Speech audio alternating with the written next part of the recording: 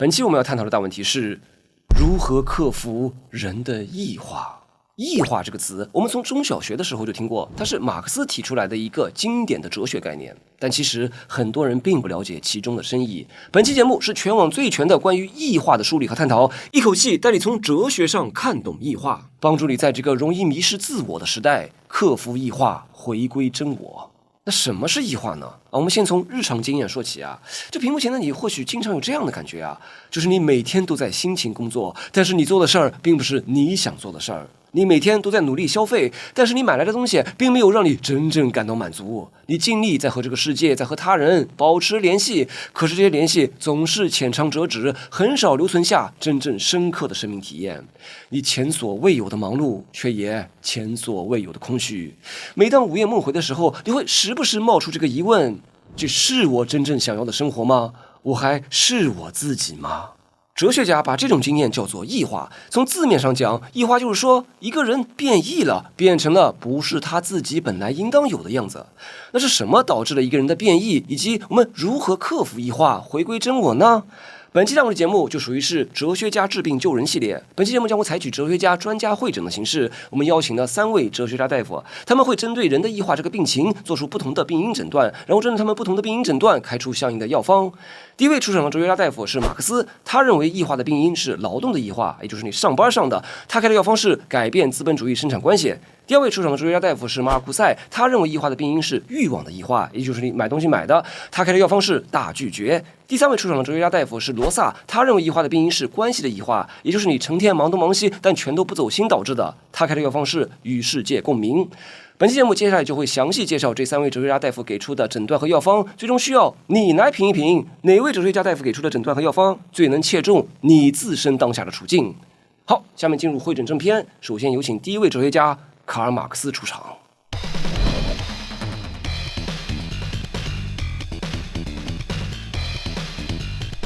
在马克思看来，异化这个概念最直接的意思就是你造出来的东西反过来支配你。而如果说的学术一点呢，异化就是指人所创造的东西，无论是劳动成果、社会关系还是制度与观念，获得了一种相对独立的力量，反过来开始支配人自身。那按照马克思的看法，人的异化用最简单的话说就是人不再是人呐，人与他本来应当有的样子相分离了，人变成了一种动物式的存在。所以我们今天也把异化了的打工人称作牛马，也是符合马克思的原意的。那人究竟为什么会异化成一种动物式的存在呢？马克思给出的病因诊断就是人的劳动异化了。为什么劳动的异化导致了人的异化呢？这就要说到马克思对人类的类本质的描述了。马克思这里所说的人类的类本质，就是人类区别于一般动物的最根本的特性是什么？马克思认为那就是劳动，劳动是区分人类与一般动物的本质区别。当然，这并不是说动物并不会劳动啊，但动物的劳动受限于直接的肉体需要，动物的生产是片面的，它只为自己的进食、繁殖或者照顾幼崽的直接需要，且只在肉体的需要支配下才能进行生产。比如蜜蜂采蜜或者鸟儿筑巢都是这样的。动物的劳动是被本能所驱使的一种被迫劳动。但人类的劳动和动物不一样啊，人的劳动是能够超越肉体需要的直接支配的。作为人类的内本质的劳动，第一，它是自觉的，人在劳动前会先设想目的、组织手段、预见结果，不是被本能直接驱使的。第二，它是自由的，劳动不只是为了立刻满足生理需要，而是能够超出眼前的匮乏，按照对象本身的尺度，按照美的规律，按照自己理解到的目的去创造。更重要的呢，人的这种自觉自由的劳动是一种对象化的活动。这什么意思呢？就是人对自己的本质的确认啊，他不是自己照镜子就能自己认识自己的呀。人要认识自己啊，是需要通过在外部对象上得到确认的。当人的劳动作用于自然界，把自己的理念和想法注入到一个物质对象上的时候，这个过程就是对象化。人在这种对象化的过程中，就达成了人性的自我认识和自我实现。通过对象化的劳动，人不仅在物质上改造了世界，更在精神上确认了自己。用马克思的话说，人是在他所创造的世界中直观自身。比如一个工匠亲手打造了一件器具，当他凝视劳动成果的时候，他看到的就不仅是个物件，更是直观到了自己个性的外化。其实简单说啊，就是说啊，人是闲不住的嘛，人总想做点事情来发挥自己的才能，体现自己的价值。比如说呢，这个做木工活就是很有乐趣的事情，对吧？它的乐趣啊，就体现在你做出了一个你做出来的东西。比如说，你要搭一把椅子，你在制作椅子的过程中，你的设计理念，你对什么是一把好椅子的构想，全部通过你的劳动而注入到一块木材里面了。这块木材被你否定掉了，而注入了你自己的人性，于是这块木材转化成了一个你做出来的劳动产品，你的人性也通过劳动而对象化了，因而就实现出来了。再比如你喜欢做饭啊，什么炒菜、炖菜、煲汤、蒸煮，你施展了18般武艺，做了一桌子菜，然后邀请朋友来家里面聚会，朋友吃了你的菜都夸奖说真不错，你真是一个会做饭的能人啊。于是你的人性就通过你的劳动的对象化而实现出来了，对吧？这种自觉自由的对象化的劳动是挡都挡不住的。我们都想通过做一些事情来发挥自己的才能，实现自己的价值，从而印证自己生活的价值和意义。所以我们在中学课本上读到过这个马克思说人是热爱劳动的。那现在我们就能理解了，这种自觉自由的对象化的劳动本身就是一种目的，这种劳动是不给钱都愿意干的。那是什么时候我们却不热爱劳动的呢？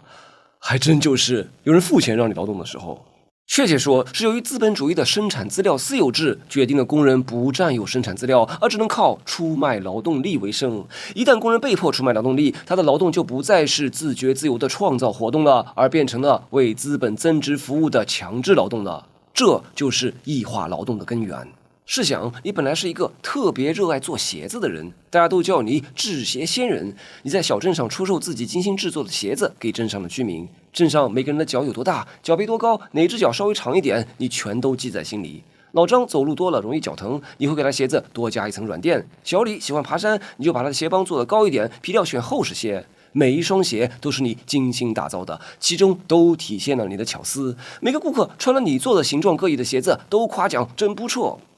可是后来城市化和工业化发展了，镇上开了一家制鞋厂，你的小鞋铺的生意没了，你不得不加入这家制鞋厂打工上班。可是打工并不能发挥你自己的主观能动性，你是按照工厂里规定好的 SOP 这样一套标准流程做鞋子的，而且你做出的鞋子并不属于你，顾客买了你做的鞋子也并不会念及你的心灵手巧，这不是你做的鞋子。他们没有名字，没有故事，只是流水线上批量生产的商品。你都不知道自己每天在制鞋厂里面上班有什么意义。那个曾经在木桌前眯着眼，一针一线缝出自己精心打造的作品，然后看见顾客穿上自己的作品露出笑容就心满意足的制鞋仙人，竟然不爱做鞋子了。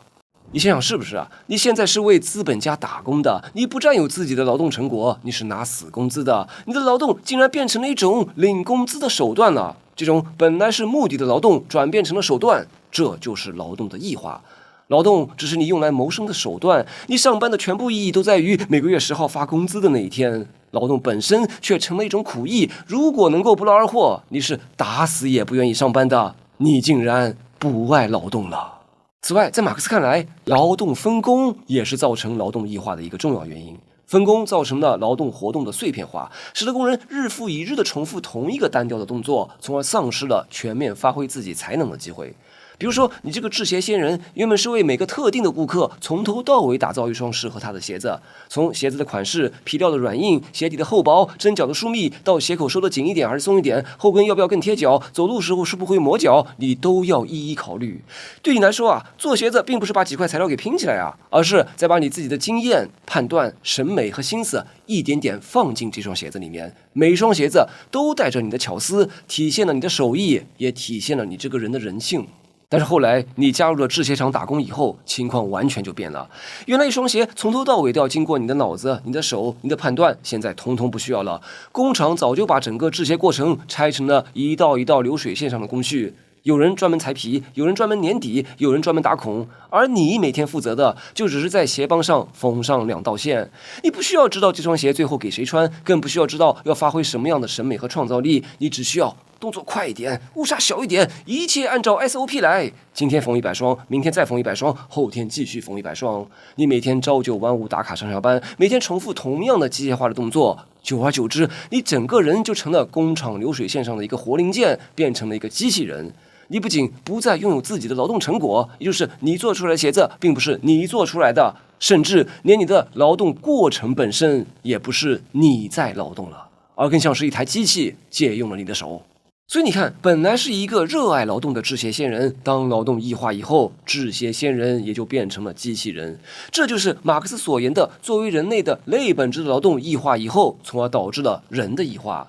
被异化了的人再也不热爱劳动，他变成了机器人，他变得麻木，变得贫乏，变得疏离，变得空洞。用马克思的原话说，就是工人在劳动中耗费的力量越多，他亲手创造出来的反对自身的异己的对象的世界的力量也就越强大，他自身他内部世界也就越贫乏，归他所有的东西就越少。凡是成为他的劳动的产品的东西，就不再是他自身的东西，因此这个产品越多，他自身的东西就越少。好，说完了马克思对人的异化的病因诊断，也就是资本主义生产资料私有制以及劳动分工的发展，使得工人只能靠出卖劳动力，成天机械化的干一些工具人的活儿。那进行完这个病因诊断，马克思进一步进行了更为细致的病理分析，就说呢，人的异化体现在4个层面。首先是人与自己的劳动产品相异化，这就是说呢，你做出来的东西不仅不属于你，反而开始以一种陌生的方式反过来支配你。比如说，流水线上的工人生产的汽车，但他自己却买不起自己生产的这台汽车。再比如，程序员开发了一套公司考核系统，这个系统是他一行一行代码自己写出来的，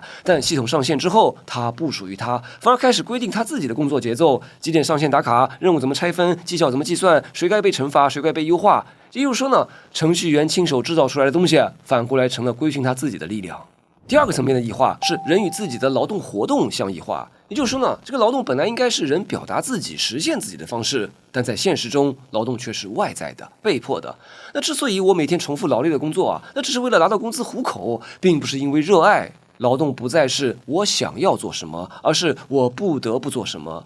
人不再是在劳动中肯定自己，反而是在消耗自己、否定自己。用马克思的原话说，就是劳动对工人来说是外在的东西，也就是说不属于他的本质。因此，他在劳动中不是肯定自己，而是否定自己；不是感到幸福，而是感到不幸；不是自由地发挥自己的体力和智力，而是使自己的肉体受折磨，精神受摧残。因此，工人只有在劳动之外才感到自在，而在劳动中则感到不自在。他在不劳动的时候觉得舒畅，而在劳动的时候就觉得不舒畅。因此，他的劳动不是自愿的劳动，而是被迫的强制劳动。因此，这种劳动不是满足一种需要，而只是满足劳动以外的那些需要的一种手段。劳动的一级性完全表现在，只要肉体的强制或其他强制一停止，人们会像逃避瘟疫那样逃避劳动。大家听了是不是很能感同身受呢？你想想看，是不是啊？你每天最开心的时间是不是下班以后？每周最开心的时间是不是周6日？每年最开心的时间是不是国庆和春节假期？对不对？在上班的日子啊，哎呀，真是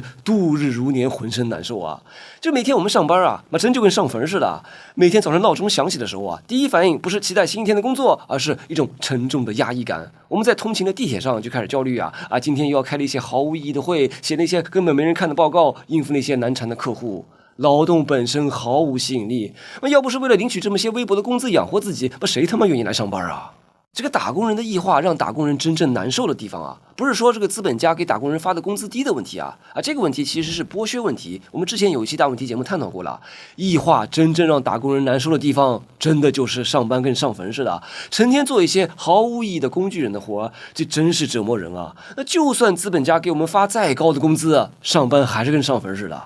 那第3个层面的异化是人与自己的类本质相异化。我们之前说了，马克思认为人之所以不同于动物，是因为人不像动物那样只会吃喝消遣，人是能够进行自由的、自觉的、创造性的劳动，从而在对象化的直观中达成人性的自我实现，对吧？人是出于自身的本性，都是热爱劳动的。但是在资本主义制度下，劳动被异化了，你竟然不热爱劳动的，你上班就跟上坟似的。于是你上班的意义就在于期待下班，然后每天都期待着10号发工资的那一天。为了什么呢？为了下班以后拿工资去满足自己那些动物欲望。你想着下班以后吃喝搞男女关系买居家装饰刷短视频等等等等。用马克思的原话说，就是因此结果是人只有在运用自己的动物技能，也就是吃喝升职这都还有居住修饰等等的时候，才觉得自己在自由活动，而在运用人的技能的时候，却觉得自己只不过是动物。动物的东西成为人的东西，而人的东西成为动物的东西。而之前说了，人不同于动物的地方就在于人们热爱自觉自由的创造性劳动，但是当劳动异化以后，你反而就成了一个小动物，满足动物欲望成了打工人唯一的追求了。我们上班是为了领取工资，领取工资就是为了下班以后买满足动物欲望。你要为了买而不得不加倍忍受异化劳动的痛苦，那这样的话，打工人就被永远锁死在这个永恒轮回状态中出不来了。这就是一种人的全面异化的状态，人成了动物。所以我们今天的流行语里面把打工人称作是牛马，是符合马克思的原意的。那这种上班就等着下班的人的全面异化的状态，用我们今天的流行语来概括，就是上班做牛马，下班当韭菜。最后第4个层面的异化是与他人相异化。当人和自己的劳动产品与自己的劳动与自身都发生了分离之后，人与人之间的关系也会发生变化。这就是说呢，人与人之间不再是以一个完整的人去相互理解和连接，而被简化成一种单一的关系，也就是以买家和卖家的身份出现的一种交换关系。比如在职场里面，企业看你并不是把你看作一个具体的有独特性的人，而是把你看作是人力资源，甚至看作是人矿。那同事之间的关系也是这样这个同事之间表面上客客气气但私底下彼此防备，因为晋升名额有限，每一个人都是潜在的竞争者，人情味被竞争的逻辑给挤干了。再比如相亲市场上的简历化，也就是2个人见面不是为了了解彼此的性格、志趣、情感，而是先交换基本信息，收入、房产、学历、户口、父母、职业，这些数字和标签几乎决定了这段关系的走向。那在这种情境下，你面对的就不再是一个具体的作为人的相亲对象，而是一份简历。如果把这4层连起来，马克思说的其实是一件很完整的故事。第一步，你做出来的东西不属于你；第二步，你做事的过程也不属于你；第三步，久而久之，你失去了作为自由创造者的自己；第4步，最终连你和别人的关系也被扭曲成了交换、支配和竞争关系。这就是说呢，本来是人创造世界，但最后却变成了人被自己创造出来的世界反过来支配。这就是马克思所说的异化。好，现在马克思已经对人的异化进行完病因诊断了，那接下来马克思就要来为如何克服异化来开药方了。药方是什么呢？那就是共产主义。在说马克思的药方之前，先澄清一下，就有些人对马克思的异化理论有所误解，好像马克思是个技术决定论认为是生产力也就是技术的发展导致了人的异化所以呢，要克服异化的药方就是限制技术发展退回到前工业化的社会中。不是的在马克思这里异化的根源不是出自技术，不是出自生产力，而是出自资本主义的生产关系，也就是劳动者与生产资料相分离，劳动力沦为商品，劳动成果被他人占有，从而转化为支配劳动者的力量。那既然异化的病根出在生产关系，那要消除人的异化，马克思给出的药方就是从根本上改变这种资本主义生产关系，也就是进行共产主义革命。只要私有制和资本主义生产关系还在，劳动者就注定很难真正掌握自己的劳动和劳动成果。用马克思的原话说，就是迄今为止的一切革命都始终没有触动活动的性质，始终不过是按照另外的方式分配这种活动，不过是在另外一些人中间重新分配劳动。而共产主义革命则是针对活动迄今具有的性质，消灭劳动，并消灭任何阶级的统治及这些阶级本身。而这里说的消灭劳动不是说从此以后大家都不用干活了，而是说要消灭那种把人变成工具，把劳动变成压迫的异化劳动，使劳动恢复到它本来应当有的样子，也就是那种自觉自由的对象化的活动。这就是马克思给出的消除异化的药方，这就是我们常说的实现共产主义。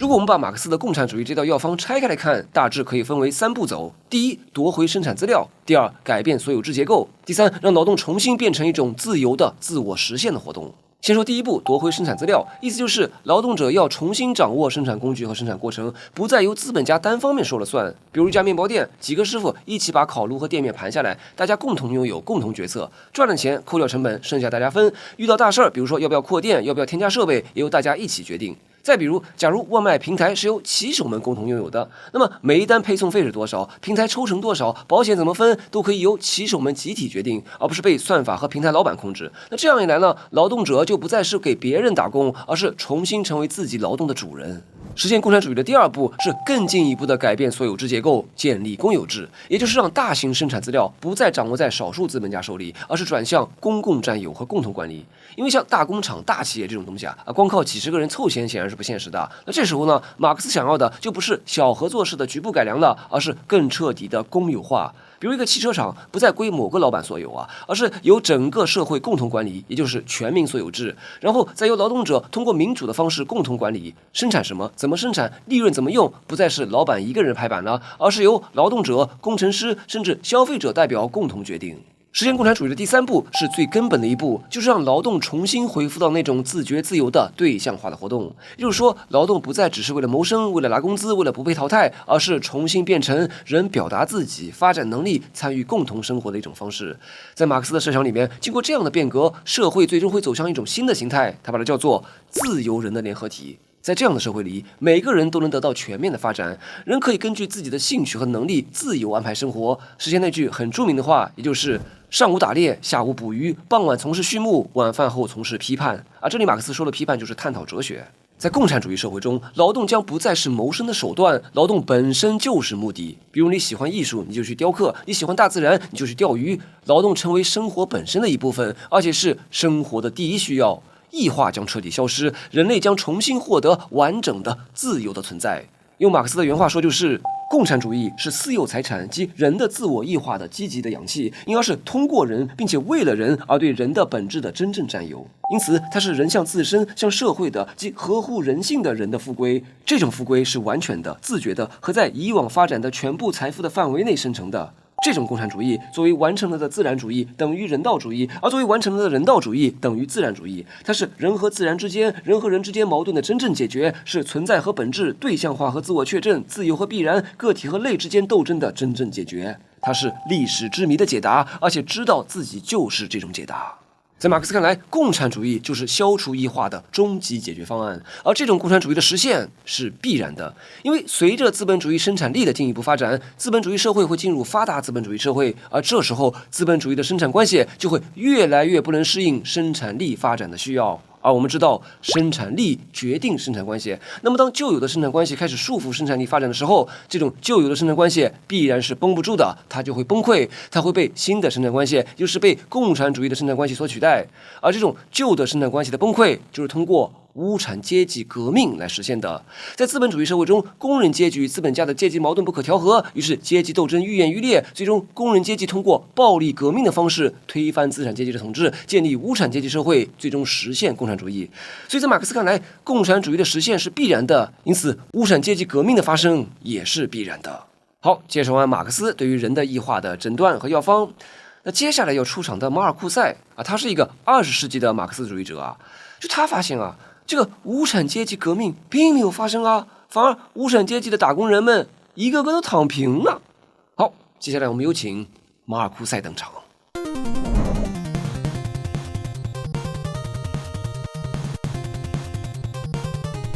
马克思是活在19世纪的人而马尔库塞生活的时代已经到了20世纪。这过了100年，同样是作为一个马克思主义者的马尔库塞，他再来观察这个资本主义社会。而马尔库塞主要观察的是20世纪50、60年代的美国社会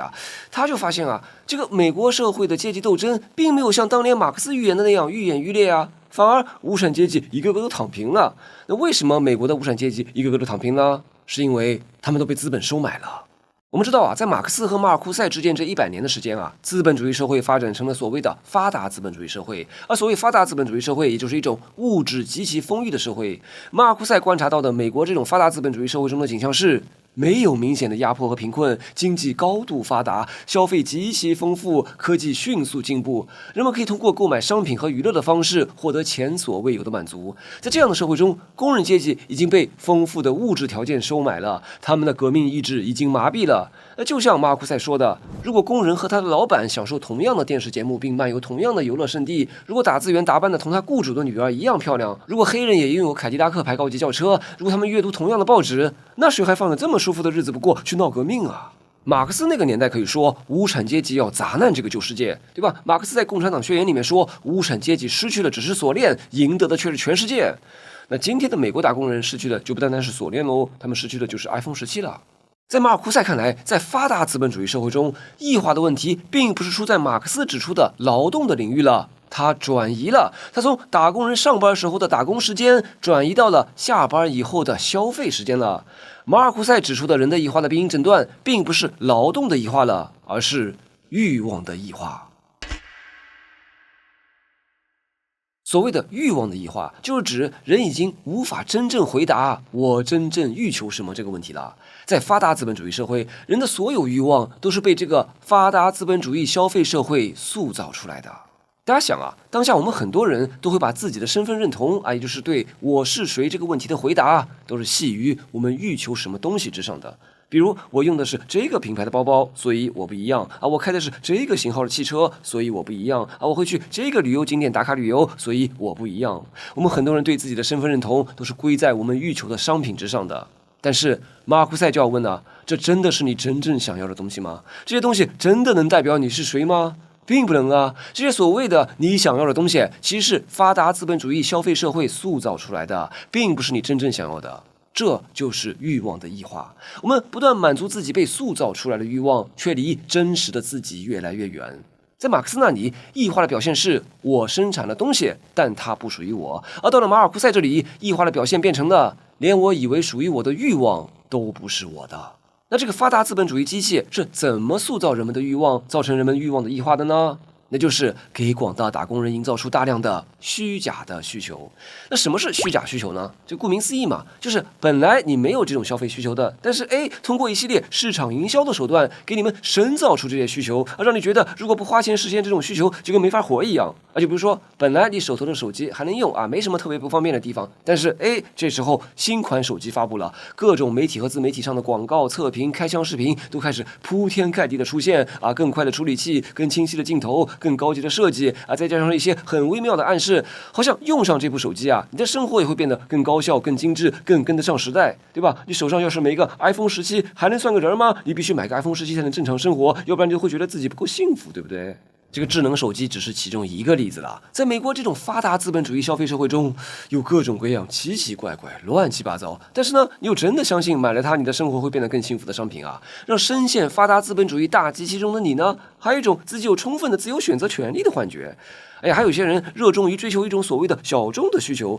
觉得自己满足了这种小众的需求呢，自己就是人上人了，对吧？去个所谓的小众网红饭馆吃饭，或者去小众网红旅游景点打卡赶紧拍照发个朋友圈，好厉害，幸福人生了，属于是。但是这一切的需求都是虚假的，而在这些虚假需求塑造下的你呢，也并不是真正的你自己。马尔库塞强调说，发达资本主义社会造成的人的异化的机制，比起马克思那个年代更为隐蔽。它不是强制你自愿加班让你忍受上坟一样的异化劳动而是用一种温情脉脉的方式，通过塑造一系列虚假的需求，让你自己主动愿意上套你会觉得这个资本主义社会并没有压迫我是我自己主动要满足这些个欲求的没人压迫我，也没人规训我，我并没有异化这就是我自己主动想要的，这就是我。压迫最高明的形式是让受压迫者自己主动把压迫延续下去。我们之前在讲马克思的异化的时候说了，人们上班是为了领工资，领工资就是为了下班买，因而为了买而不得不加倍忍受异化劳动的痛苦。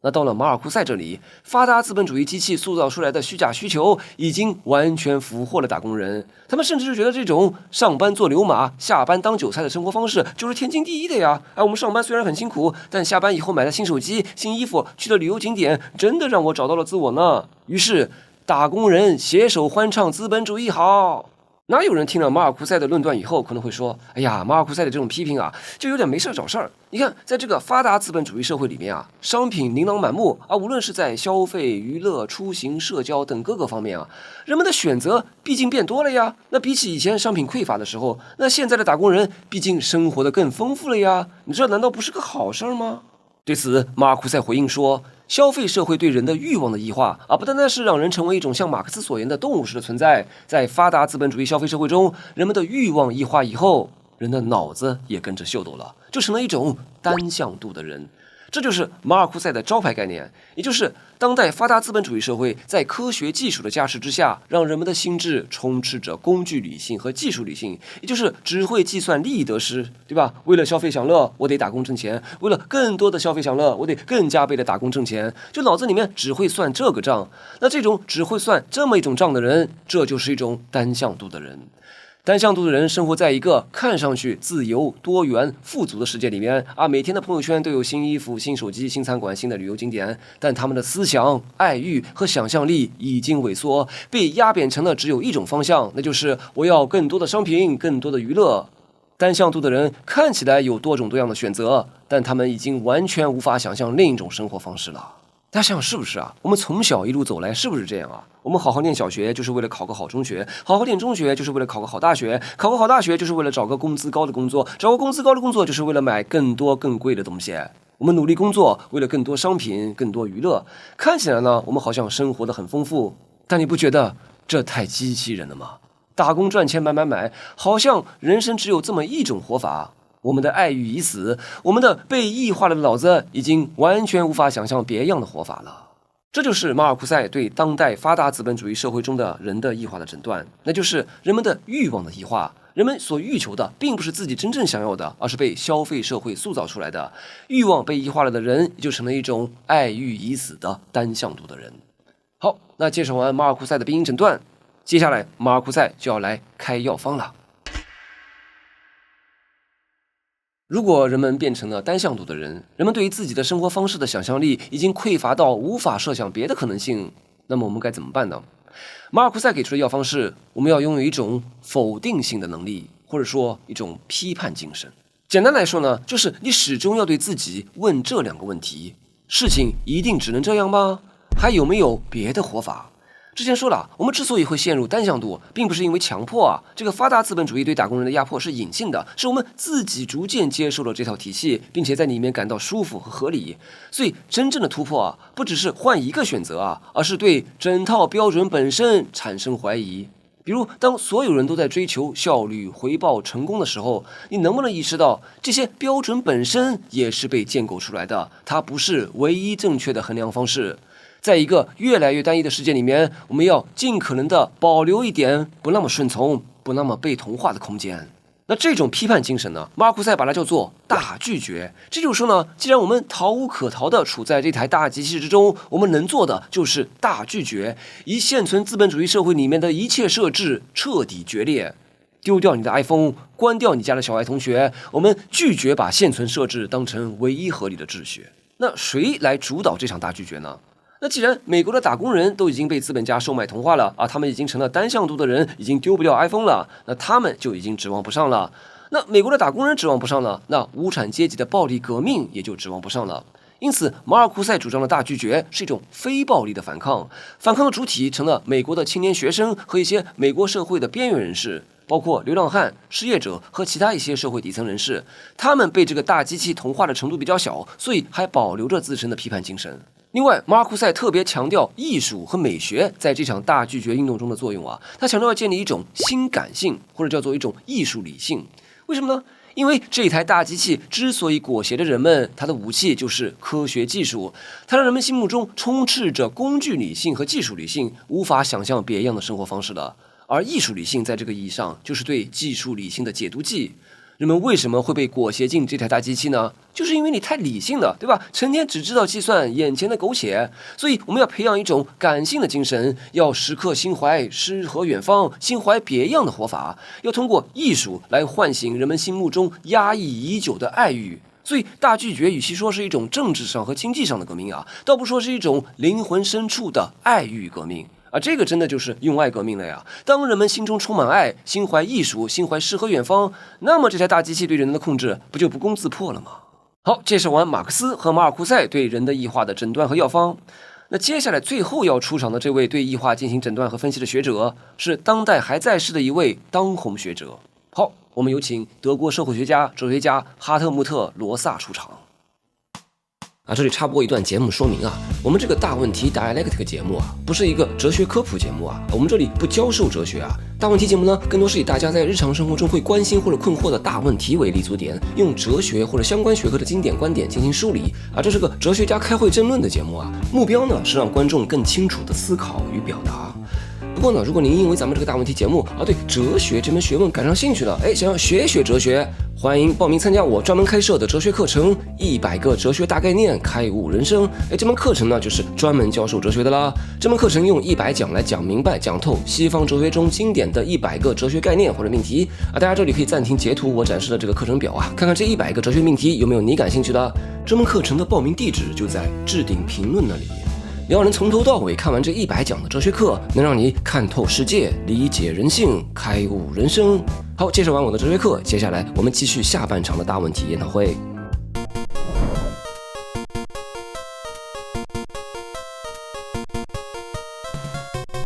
前面我们已经介绍了2种不同形式的异化，马克思指出的是劳动的异化，马尔古塞指出的是欲望的异化。其实这些个异化都有一个底层的线索，那就是现代社会无论是在资本、消费以及技术的裹挟之下不断加速运行，搞得这个现代人是越来越忙。然而呢，成天忙来忙去，都不知道自己成天在干什么。因此呢，这里登场的德国社会学家和哲学家罗萨对人的异化的病因诊断是：现代社会不断加速发展，于是导致人和世界的关系越来越被推入一种工具化、冷漠化、失去回应的状态，而这就是一种关系的异化。我们一步一步来解释这个关系异化的逻辑。首先我们为什么总是感觉在这个现代社会里面活得越来越不是自己了呢？一个初步的感受就是我们成天太忙了，对吧？我们每天忙忙碌碌的生活上班时候忙着搬砖，下班以后忙着买，然后又在技术的裹挟之下忙着各种提升效率。但是我们为什么总是这么忙呢？罗萨指出，是因为现代社会整体在加速。罗萨指出，现代性就是一种加速的过程，这个加速包括以下3个维度。首先是技术加速，也就是工具和技术本身变得越来越快这个很好理解这个计算机界就有所谓的摩尔定律简单说就是计算机的性能每隔2年就会翻1倍。再比如，尤其是最近这一波的大语言模型的发展速度已经不是按年来算的了，可以说就是按天来算的了。更强大的模型是越来越日新月异的冒出来，技术的加速呈现出一种指数级增长的态势。第2个维度的加速是社会变迁的加速，也就是社会结构和生活方式本身变化的越来越快。比如我们在最近这10多年感受的特别明显以前买东西都得到线下门店，结果突然线上购物开始普及了以前我们必须自己做饭，结果突然我们通过叫外卖解决伙食问题的以前打车都得到路边用手拦，结果突然我们都用手机叫车了。在古代可能好几代人的生活方式都是一成不变的，但在今天我们的生活方式几乎每年都在发生着重大变化。第3个维度的加速是生活节奏的加速这也是我们每个人最直接能感受到的。就是以前一个人每天只能干特定的事情，而现在有了技术的加持之后一个人在单位时间里面能干的事情越来越多了。我们可以在1天内完成购物、叫保洁阿姨、坐高铁去上海见客户，在高铁上用 AI 生成业务提案，然后在上海见完客户以后回北京，晚上再订个高级餐馆陪女朋友吃饭，等等等等。我们每天的生活被安排得满满当当，同样的时间我们被塞进了更多的事情里面，整个人始终处在一种被推着往前走的状态。这就是现代社会不断加速的3个维度。而且注意这3重加速是相互促进的，形成了一个不断自我强化的循环，使得现代人在这个不断加速的机器里边越来越忙碌。那接下来的问题就在于，是什么造成了现代社会不断加速的呢？罗萨认为，驱动这个加速循环持续运转的是2大引擎。第一是竞争逻辑，就是人们害怕落后，如果你不快，你就会在经济和社会竞争中输掉，所以你就得不停地卷嘛这个比较好理解那第2，加速也来自一种文化应许，或者叫做对加速的许诺。就是这个现代人相信人生是有限的，人生在世2万多天，我们必须在这有限的2万多天里面，尽可能的做更多的事情，有更多的体验包括做更多的工作，有更多的娱乐体验，认识更多的人，等等等等。你要是没有在这有限的生命里面尽量做更多的事情，认识更多的人，你就会很焦虑，对吧？人生有限，你好急你就只能通过不停的做事儿，好像就给你带来生活好充实的感觉，仿佛你可以通过加速做更多的事情来抵抗有限的人生。所以人们就越来越忙，忙着挣钱，忙着娱乐，忙着购物，忙着特种兵式的打卡旅游。所以现代人并不只是被迫加速，而是主动要加速，主动的把自己搞得越来越忙。我们一方面既被逼着奔跑，另一方面又真心以为跑得更快会更幸福。但是跑得更快就真的更幸福了吗？并不是的。这里就要指出罗萨认为的异化的根源了，就是我们在这个加速机器中好像很忙碌，做了很多很多很多的事情，产生了很多很多很多的体验，但是我们好像每做一件事情都不是走心的。我们越是忙忙碌碌，我们越是碌碌无为。就你虽然一直在和这个世界打交道，却越来越感到这个世界不再回应你。你在加速的工作、消费、社交、学习、出行，但这些你和世界和他人的联系只是浅尝辄止的接触，而不是真正走心的关系。你做的各种事情更多是走个流程，而不是被世界触动。在罗萨看来，异化说到底是你和这个世界失去回应的关系。好，说到这里，我们现在就能理解罗萨指出的异化的病因了啊！再说一遍，现代社会不断加速发展，于是看起来越来越忙碌的人和世界的关系越来越被推入一种工具化、冷漠化、失去回应的状态，这就是一种关系的异化。那做出了初步的病因诊断以后，罗萨进一步进行了更为细致的病理分析，就说呢，人和世界之间的关系的异化分为5种形式。第一，空间的异化，就说呢，现代化造成的城市化，使得人频繁迁居，不停的搬家，从而使得人无法与物理空间建立亲密感和归属感，导致家乡感的丧失。要知道啊，人对一个地方产生亲密感啊，这个地方就成了某个人的家乡。比如你小的时候住的那条街，你知道哪棵树底下夏天最凉快啊？知道巷子口那家早餐店的老板几点收摊啊？知道哪个拐角能抄近道？你熟悉它，你也认得它。但是你在这个加速社会里面一次又一次的搬家，就很难对一个地理空间产生这种亲密与熟悉的感觉。这就是罗萨说的空间异化，你和物理空间之间的关系变得短暂可替代，你在空间上没有归属感。第二种形式的关系异化就是物件异化，就是你和你身边的东西之间的熟悉感也在消失。由于这个消费模式的快速更新啊，我们用的东西不再被用到坏，所以呢，我们无法与日常物品建立情感联系。就从前的时候啊，我们把一双袜子、一辆自行车，甚至一台计算机，一直用到完全坏掉，这能修就修，能打补丁就打补丁啊，用到实在无法再用。我们会发现啊，这些物品已经变成了自己的一部分。你想想啊，一双穿了好几年的袜子啊，你知道它哪里磨破了啊，哪里有个小洞，一辆开了10几年的车，你知道哪个档位有点涩啊，哪个季节容易出什么小毛病，甚至方向盘上的那道划痕，你都能说出是哪一次长途旅行中留下的。但是在加速社会里边，对吧？东西太便宜了，现在商家都是只换不修，修东西太麻烦了，还不如直接重新买一个。而且呢，这科技产品更新迭代的速度太快了，一台手机用不了1-2年就感觉落后了，不停的换。于是这就造成你与你身边使用的物件之间是陌生的，他们在你手里短暂停留，然后立即就会被下一代产品取代，你没有机会和他们一起积累共同生活的痕迹。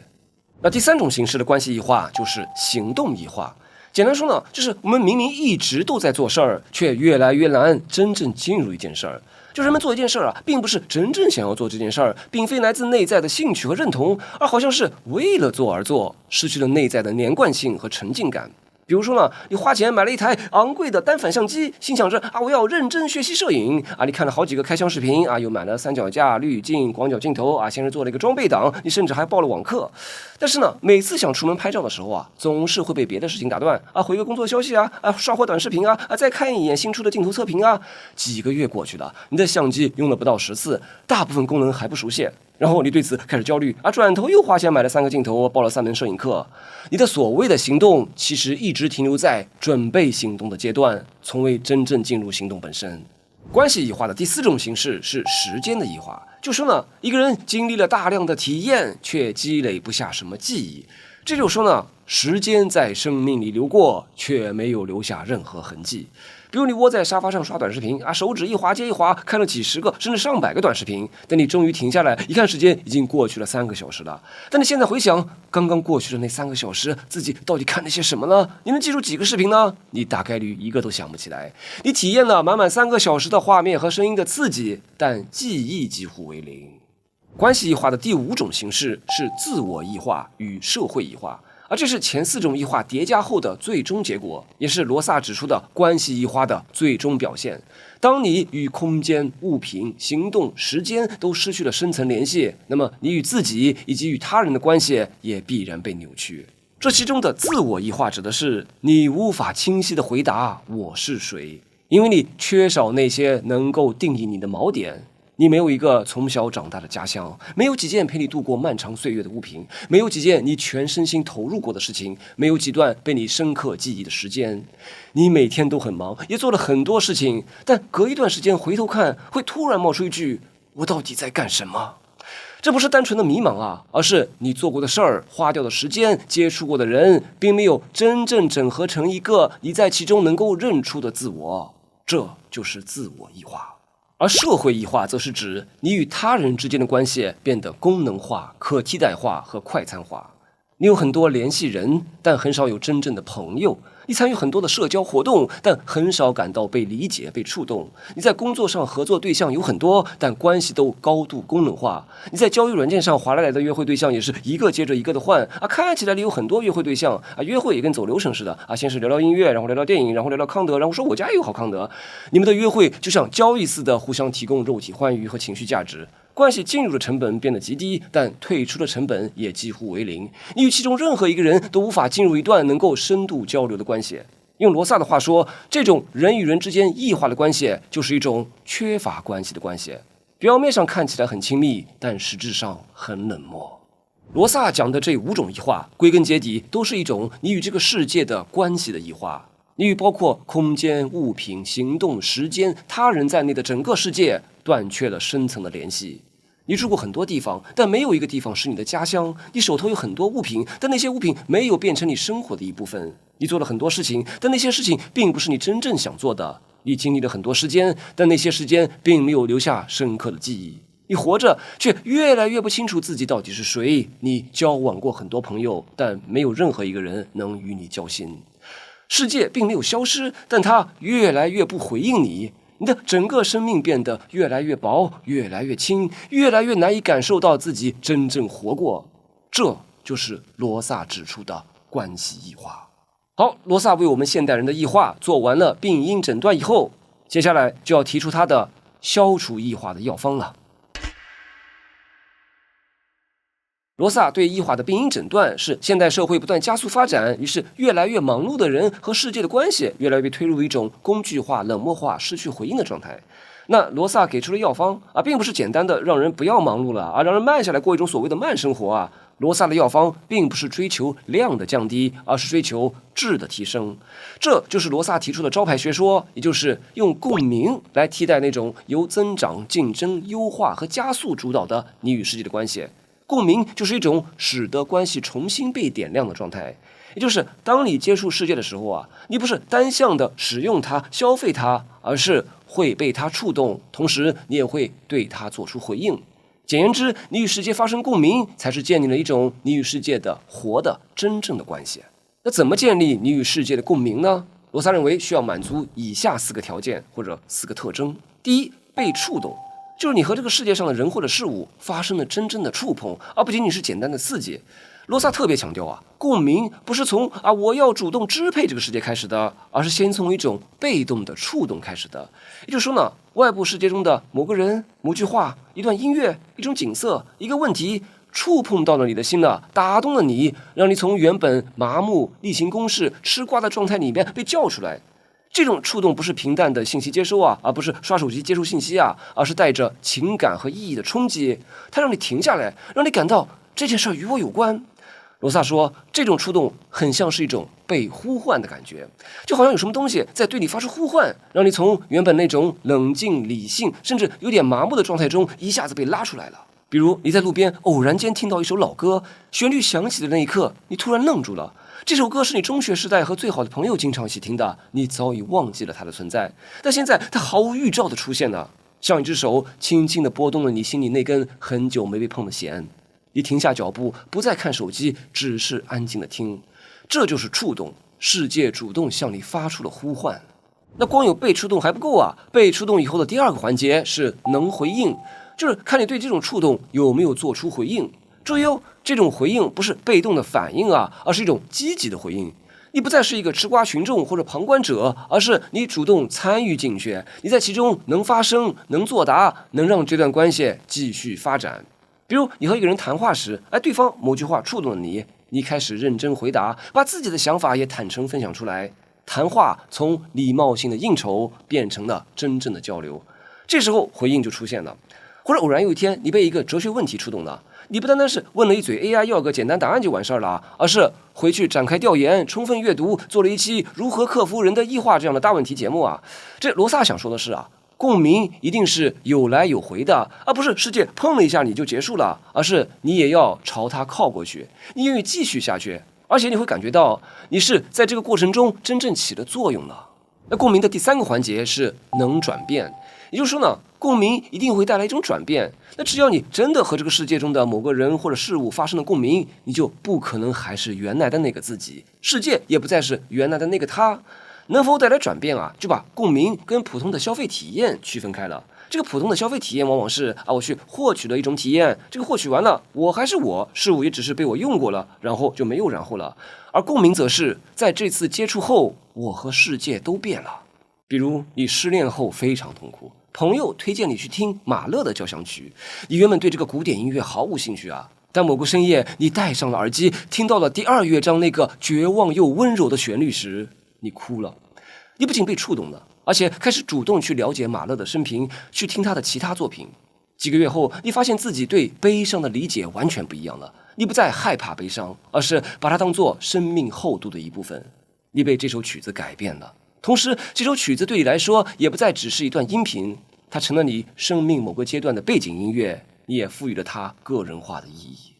除了上面3个特征之外，共鸣最后有一个决定性的特点，可以说是最重要的一个特征，就是它根本不受掌控。也就是说呢，你没有办法通过策划、通过安排、通过购买来保证自己一定会被触动，一定会和世界建立共鸣。共鸣总是带着偶然性、被动性和不可预测性。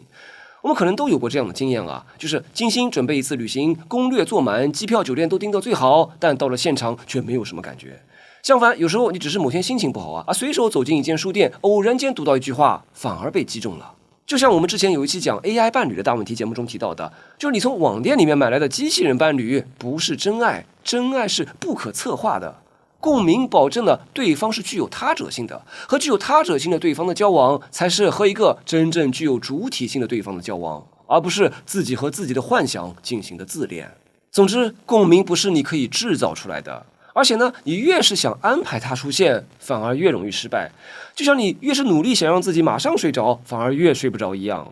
更重要的是呢，就是一旦共鸣真的发生了，它会改变你，而且你事先也无法知道自己会被改变成什么样子。正因为如此，罗萨才会说，共鸣和我们这个不断追求效率、控制和优化的世界之间其实是有张力的，因为我们习惯了掌控一切，但偏偏那些最具生命力的经验是无法被掌控的。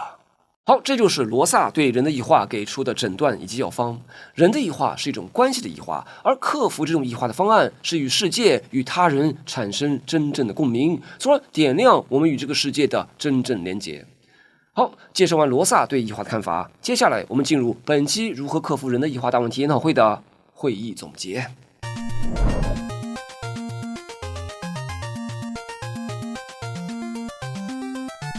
本期大问题节目，我们探讨了异化的问题。异化给我们的直观感受就是，我们明明活在自己的生活里，却越来越不像我自己。